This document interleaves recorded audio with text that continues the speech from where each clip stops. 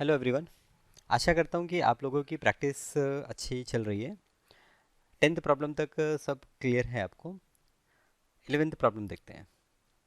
11th problem है O is the circumcentre of the triangle A B C. यहाँ पर देखिए O is the circumcentre. Circumcentre क्या है कि एक सर्कल जो ट्राइंगल के वर्टेक्स को टच करे। तो यहाँ पर ए बी सी को टच करते हुए सर्कल ड्रॉ किया, तो ये सर्कम सर्कल हो गया और इसका जो सेंटर है वो सर्कम सेंटर हो गया। So O is the circumcentre of the triangle A B C and D is the mid point. D यहाँ पर देखिए बी सी का मिड पॉइंट दिया हुआ है। D is the mid point of the base B C. Prove करना है कि ये एंगल बी ओ डी जो है it is equals to angle A. Okay, तो ये वाला एंगल यहाँ पर ये एंगल ए के बराबर है। तो एक बात तो ये है, यहाँ पर चलिए कंस्ट्रक्शन कर लेते हैं, ओ सी ड्रॉ कर लेते हैं। तो ये ओ सी ड्रॉ कर लिया। अब अगर आप ध्यान से देखें तो ये जो एंगल बी ओ सी है, B O C, angle B O C क्या होगा? It will be two times of angle B A C, right. ये जो एंगल ए है, एंगल ए का डबल एंगल होगा यहाँ पर। ओके, तो ये डबल एंगल हो गया यहाँ पर। इतना तो क्लियर है। ये मान लीजिए इक्वेशन 1 है। बी ओ सी क्या है? एंगल बी ए सी का टू टाइम है। ओके, टू टाइम है, इसको आप किसी अल्फ़ाबेट एक्स से रिप्लेस कर सकते हैं। चलिए इक्वेशन 1। अब यहाँ पर ट्रायंगल बी ओ डी और ट्रायंगल सी ओ डी, ये दो अगर ट्रायंगल हम देखें तो ये दोनों ही ट्रायंगल में एक तो ये हमें ओ बी और ये ओ सी इक्वल मिलता है। फिर दूसरा हमने देखा कि ये जो बी डी है और ये जो सी डी है ये भी इक्वल होगा। क्यों इक्वल होगा? क्योंकि यहाँ पर प्रॉब्लम में आपको मेंशन किया हुआ है D is the mid point. और ये जो ओ डी साइड है, ओ डी साइड देखिए कॉमन है। तो यहाँ पर ट्रायंगल ओ बी डी और ट्रायंगल ओ सी डी, ये दोनों ट्रायंगल कॉन्ग्रुएंट है। अगर दोनों ट्रायंगल कॉन्ग्रुएंट हैं तो करस्पॉन्डिंग एंगल जो होंगे, एंगल बी ओ डी ये बराबर हो जाएगा एंगल सी ओ डी के। ओके, ये दोनों एंगल आपके बराबर हो जाएंगे। ठीक है। ओके, बी ओ डी और सी ओ डी आपके बराबर हो गए। लेकिन B O D plus C O D जो है वो आपका बी ओ सी है। तो B O D equal to C O D, ये दोनों एंगल बराबर। तो ये दोनों एंगल क्या होंगे? They will be half of angle B O C.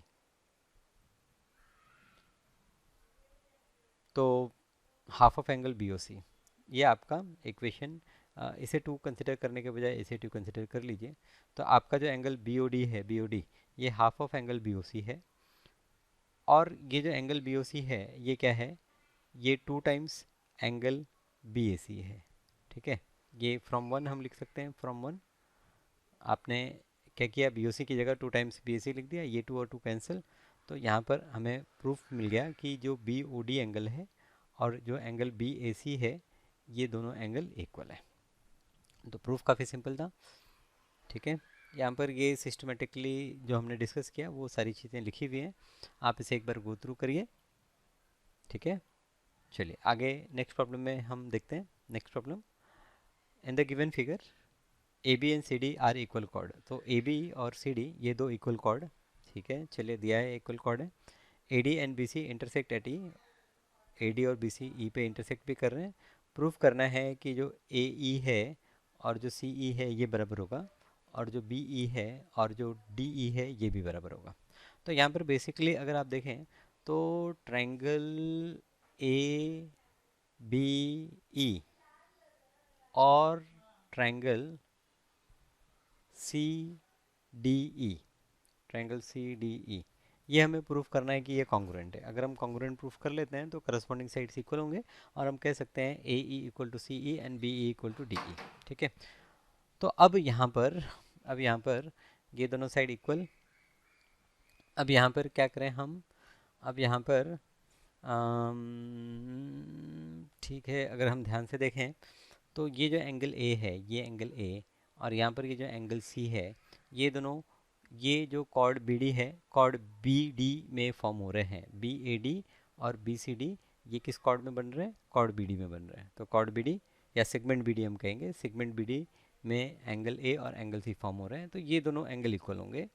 Okay, मान लीजिए ये दोनों एंगल एक्स एक्स है। इसी तरह से ये जो एंगल बी यहाँ पर है और ये जो एंगल डी यहाँ पर है, ये दोनों सेगमेंट AC में फॉर्म हो रहे हैं, angle form in the same segment, तो ये एंगल और ये एंगल भी इक्वल हो गया। और हमें कॉर्ड AB और CD इक्वल दिया हुआ है, तो हम कह सकते हैं bye angle side angle criteria ये दोनों ट्रायंगल कॉन्ग्रुएंट। एक बार आपने ट्रायंगल कॉन्ग्रुएंट प्रूफ कर दिए तो by corresponding part of congruent triangle आप ये बता सकते हैं कि आपका side AE CE equal BE और DE इक्वल। ओके, तो अब यहाँ पर देखिए, यहाँ पर मैं आपको कॉन्ग्रुएंट प्रूफ करना और फिर अगर ट्रायंगल कॉन्ग्रुएंट है क्या क्राइटेरिया है और वो क्राइटेरिया के बेसिस पर हम किस तरह से करस्पॉन्डिंग पार्ट इक्वल बताते हैं, ये सब चीज़ों में अगर आपको मुश्किल आ रही है, दिक्कत आ रही है, तो आपको सर्कल चैप्टर करने के पहले ट्रायंगल चैप्टर करना चाहिए। आप सोचेंगे कि ट्रायंगल चैप्टर किए बिना मैं सर्कल कर लूँ, तो आपका समय बहुत जाएगा, क्योंकि हर प्रॉब्लम में आप देख रहे हैं कि हम कॉन्ग्रुएंस ऑफ ट्रायंगल यूज़ कर रहे हैं। तो पहले आप ट्रायंगल चैप्टर को अच्छे से करिए। ओके, ठीक है, एक बार मैं फिर से यहाँ पर आपको बता दूँ कि हमने ट्रायंगल जो ABE है और ट्रायंगल CDE है, इसे हमने कॉन्ग्रुएंट प्रूफ कर दिया। ओके, हमने प्रूफ कर दिया कि ये जो ABE है ये कॉन्ग्रुएंट है ट्रायंगल CDE। तो जो इंपॉर्टेंट स्टेप्स हैं वो मैं लिख देता हूँ। क्या क्राइटेरिया हमने यूज़ किया, तो यहाँ पर angle side angle criteria of congruency जो है वो यूज़ किया। और फिर ये अगर हमने प्रूफ कर दिया तो फिर जो करस्पॉन्डिंग पार्ट हैं, जैसे कि AB इक्वल टू CD तो दिया हुआ है, तो जो बचा हुआ है AE इक्वल टू यहाँ पर CE हो जाएगा, और इसी तरह से BE इक्वल टू यहाँ पर DE हो जाएगा। और यहाँ पर रीज़न क्या होगा, यहाँ पर हम रीज़न लिखेंगे corresponding part of congruent triangle. Okay, CPCT ये हमारा रीज़न हो जाएगा। ठीक है, done, 12th question done. Okay, अब देखिए यहाँ पर एक और क्वेश्चन यहाँ पर बीच में इंट्रोड्यूस कर दिया। यहाँ पर इन्होंने कह रहे हैं कि if the circles are drawn taking two sides of the triangle as diameter. Okay, circle हमने ड्रॉ किए, ये एक ट्रायंगल है ABC, एक ट्रायंगल है ABC। ट्रायंगल में AB को डायमीटर कंसिडर करते हुए हमने एक सर्कल ड्रॉ किया, और AC को डायमीटर कंसिडर करते हुए एक और सर्कल ड्रॉ किया। If the circles are drawn taking two sides of triangle as the diameter, prove that the other point of intersection of these circles lies on the third side. तो ये दोनों circle का जो intersection point है, एक point तो A है जो ये वर्टेक्स है, और दूसरा पॉइंट जब हम दो सर्कल को ड्रॉ कर रहे हैं तो वो ये पॉइंट D पे इंटरसेक्ट कर रहा है, तो हमें प्रूफ करना है कि जो पॉइंट D है ये BC पर लाई करेगा। तो ये तो बहुत सिंपल प्रूफ है। यहाँ पर अगर आप देखें, क्योंकि आपने एक सर्कल ड्रॉ किया है AB को डायमीटर कंसिडर करते हुए, तो यहाँ पर ये जो एंगल ADB है ये आपका 90 डिग्री हो जाएगा। इसी तरह से एंगल ADC भी आपका 90 डिग्री हो जाएगा। ठीक है, अब ये दोनों एंगल का एडिशन 180 डिग्री है, तो ये इंडिकेट करता है कि ये जो BD और CD है they are forming a straight line. तो ये अगर स्ट्रेट लाइन फॉर्म कर रहे हैं तो इसका मतलब हो गया जो पॉइंट D है, point D is on BC। Okay, सही बात है, समझ में आ रही है कि अगर आपका ये कुछ इस तरह से दो 90 डिग्री फॉर्म हो रहे हैं, यहाँ पर 90 डिग्री बन गया और यहाँ पर 90 डिग्री बन गया, तो ये तो एक स्ट्रेट लाइन हो गई। स्ट्रेट लाइन हो गई तो ये जो पॉइंट है, ये तो पॉइंट ये जो BC है BC पर ही लाई करेगा। ओके, बस यही आपको लिखना है। तो यहाँ पर एक बार ये जो प्रूफ है, प्रूफ को आप अच्छे से देखिए, सिंपल प्रूफ। ओके, पॉज कर सकते हैं, पॉज करके यहाँ पर गो थ्रू कीजिए और आपको समझ में आ जाएगा D किस तरह से हमने प्रूफ किया है कि D is lying on BC। Very good. Okay, चलिए आगे बढ़ते हैं, 13th क्वेश्चन पे बढ़ते हैं। 13th क्वेश्चन है इन द फिगर 1। ओके, तो पहले ये फिगर 1 देख लेते हैं। इन the figure 1 given below AB is the diameter of the circle, AB diameter दिया हुआ है। फिर AC और यहाँ पर BD परपेंडिकुलर ड्रॉ किया है, जो ये सर्कल को यहाँ पर पॉइंट E पे इंटरसेक्ट कर रहा है। यहाँ पर हमें दिया है प्रूफ करना है कि AC is equal to ED। हमें प्रूफ करना है ये जो AC है और ये जो ED है ये दोनों ही इक्वल हैं। ओके, तो इसे प्रूफ करने के लिए हम क्या करते हैं, हम एक काम करते हैं, हम यहाँ से A और E को ज्वाइन कर देते हैं। तो जब आप A और E को ज्वाइन करेंगे तो यहाँ पर ये जो एंगल मिलेगा, ये एंगल कितना होगा, ये एंगल आपका 90 डिग्री होगा। क्यों ये एंगल 90 डिग्री होगा, क्योंकि ये जो AB है, AB आपका डायमीटर है, तो AB अगर डायमीटर है तो ये एंगल आपका 90 डिग्री हो गया। अब देखिए ये जो साइड PQ है और यहाँ पर ये जो AE है, यहाँ पर ये एंगल D और एंगल E इक्वल है। तो अगर ये दोनों एंगल इक्वल हैं तो इसका मतलब क्या हो गया, इसका मतलब ये हो गया कि ये जो आपका CD है, CD और ये जो आपका AE है ये दोनों पैरेलल हो गए। तो अगर ये पैरेलल हैं, और दूसरी चीज़ क्या है कि यहाँ पर ये एंगल 90, ये एंगल 90, ओके, दो एंगल 90 डिग्री भी हैं, ये साइड पैरेलल भी है। ओके, सो ये अगर एंगल 90, ये 90, यहाँ पर ये 90, तो ये रिमेनिंग एंगल भी तो 90 डिग्री होगा, ये एंगल भी 90 डिग्री होगा। तो चारों एंगल 90 डिग्री हैं। ओके, अगर चारों एंगल 90 डिग्री हैं तो हम कह सकते हैं कि ये एक रेक्टेंगल है। किसी भी क्वाड्रिलेटरल में अगर सारे एंगल इक्वल होते हैं, 90 डिग्री होते हैं, अपोजिट साइड पैरेलल है। ओके, यहाँ पर ये जो AC और ये जो ED है ये भी तो पैरेलल है, क्योंकि यहाँ पर पैरेलल की डेफिनेशन क्या है कि इंटीरियर एंगल सप्लीमेंट्री होना चाहिए। तो आप देखेंगे C और D का एडिशन 180 डिग्री, तो इसके लिए हम कह सकते हैं कि ये साइड और ये साइड भी पैरेलल है, तो opposite side are parallel and each angle is 90 degree, तो दिस बिकम्स अ रेक्टेंगल। अच्छा, ये अगर रेक्टेंगल है तो अपोजिट साइड इक्वल, तो AC और DE ये आपका इक्वल हो गया। ठीक है, तो चलिए यहाँ पर ये एक सॉल्यूशन इसका दिया हुआ है, ये प्रूफ है। ये प्रूफ आप देख सकते हैं, शायद थोड़ा आसान प्रूफ है, जो मैं सोच रहा था उससे भी आसान प्रूफ किया है इन्होंने यहाँ पर। ओके, तो ये एक बार आप देख लीजिए, समझ लीजिए, लिख लीजिए। और यहाँ पर हम आते हैं सेकंड क्वेश्चन की तरफ। तो सेकंड क्वेश्चन क्या है, इन द फिगर नंबर 2, ये सेकंड डायग्राम देख रहे हैं हम। In the figure 2 O is the centre, ठीक है, O इज़ द सेंटर है, कॉर्ड CD इज़ पैरेलल। अच्छा, यहाँ पर कॉर्ड जो CD है, CD is given parallel to AB, diameter AB, ये दोनों पैरेलल हैं। एंगल ABC दिया है 25 डिग्री, यहाँ पर लिखा हुआ है, कैलकुलेट CED। तो यहाँ पर CE कहाँ पर है, ये E है और ये D है, CED ये हमको फाइंड आउट करना है। तो CED अभी कैसे फाइंड आउट करेंगे? ओके, CED को फाइंड आउट करने के लिए ये एंगल मुझे फाइंड आउट करना है, ये 25 डिग्री दिया हुआ है। अच्छा, अगर मैं यहाँ पर इसे ऐसे ज्वाइंट कर दूँ, ओके, ये ज्वाइंट कर दूँ, तो ये 25 डिग्री है, तो ये वाला एंगल कितना होगा बताइए?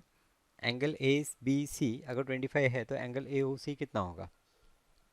ठीक है, अगर आप ये एंगल नहीं बता पा रहे हैं तो आपको रिवाइज करना ज़रूरी है। आपको फर्स्ट जो चैप्टर जहाँ से हमने स्टार्ट किया है वहाँ से आप रिवाइज कीजिए। ओके, ये 50 डिग्री मिल गया आपको।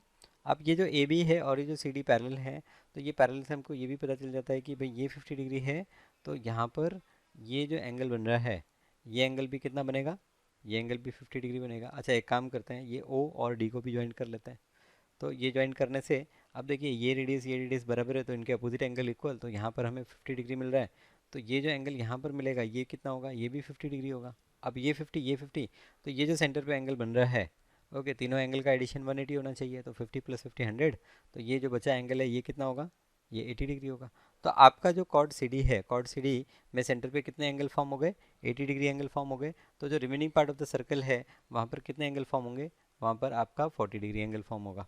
तो यहाँ पर जो CED है ये आपका हो गया 40 डिग्री, आपका COD 80 डिग्री, तो आपका CED जो है वो कितना हो गया? वो हो गया 40 डिग्री। तो CED एंगल हमने फाइंड आउट कर लिया, ये है 40 डिग्री। ओके, चलिए, फर्स्ट क्लास। तो यहाँ पर आप प्रॉब्लम देख के मेरे एक्सप्लेनेशन के पहले खुद ट्राई कीजिए, वो ज़्यादा बेहतर होगा। ठीक है, चलिए, नेक्स्ट क्वेश्चन, 14 क्वेश्चन। अच्छा, अगर यहाँ पर मैंने आपको पूरा सॉल्यूशन दिखाया नहीं तो एक बार फिर से देख लीजिए। ये आपका बी पार्ट था और ये बी पार्ट का यहाँ पर सॉल्यूशन दिया हुआ है। मैंने जो डिस्कस किया आपके साथ में कुछ वैसा ही सॉल्यूशन है। ठीक है, चलिए नेक्स्ट क्वेश्चन पे जाते हैं। ओके, यहाँ पर ये क्वेश्चन में दिया है कि O centre of the circle है, OABC ये पैरेललोग्राम है, OABC ये देखिए पैरेललोग्राम यहाँ पर दिया हुआ है, यहाँ पर मुझे डबल एरो मार्क करना चाहिए, ये और ये पैरेलल है। BC produced to meet at point D, तो इसे हमें आगे बढ़ाया, यहाँ पर ये D पॉइंट पे मीट कर रहा है। हमें प्रूफ करना है कि जो एंगल ABC है, एंगल ABC ये वाला जो एंगल है ये एंगल होगा डबल ऑफ एंगल OAD। तो OAD ये एंगल डबल होगा। ओके, चलिए, अब कैसे प्रूफ करें? तो यहाँ पर अगर हम ध्यान से देखें तो आपका ये एंगल और ये एंगल इक्वल होगा, तो ये एंगल x अगर मैंने माना तो ये एंगल भी x हो जाएगा, क्योंकि ये साइड और ये साइड आपकी पैरेलल है, तो अल्टरनेट एंगल कॉन्सेप्ट से ये दोनों एंगल इक्वल हो गए। अच्छा, यहाँ पर ये जो AC सेगमेंट है, AC सेगमेंट सर्कल पर D पॉइंट पर x एंगल फॉर्म करता है, तो सेंटर पे कितना एंगल फॉर्म करेगा? टेल मी, यहाँ पर सेंटर पे कितना एंगल फॉर्म होगा? डबल एंगल होगा उसका, तो यहाँ पर x है तो यहाँ पर एंगल जो हो गया ये 2x हो गया। अच्छा, अब ये जो AOCD है ये एक पैरेललोग्राम है, तो अगर यहाँ पर ये एंगल 2x है तो ये जो अपोजिट एंगल ये कितना होगा? ये भी 2x होगा। तो बस आप देख लीजिए कि आपका जो एंगल यहाँ पर ABC है, ABC ये आपका 2x है, और जो एंगल OAD है ये आपका x है। तो हुआ कि नहीं हुआ? ये एंगल इसका डबल हुआ कि नहीं हुआ? यस, तो angle ABC is double of angle OAD। Very good, first class. Okay, चलिए, एक और प्रॉब्लम, लास्ट प्रॉब्लम यहाँ पर हम देखते हैं कि इन the figure given below P is the point या फिर हम एक काम करते हैं, आज हम ये 4 प्रॉब्लम पे ही यहाँ पर विराम करते हैं। ठीक है, आगे के जो प्रॉब्लम्स हैं वो हम नेक्स्ट क्लास में देखेंगे। राइट। तो आज का लेक्चर बहुत छोटा था आपके लिए, 15 मिनट का लेक्चर। आप आराम से इसे आधे घंटे में या 45 मिनट में इसे फिनिश कर सकते हैं। तो ठीक है, प्रॉब्लम को सॉल्व कीजिए और मिलते हैं अगली क्लास में। Thank you.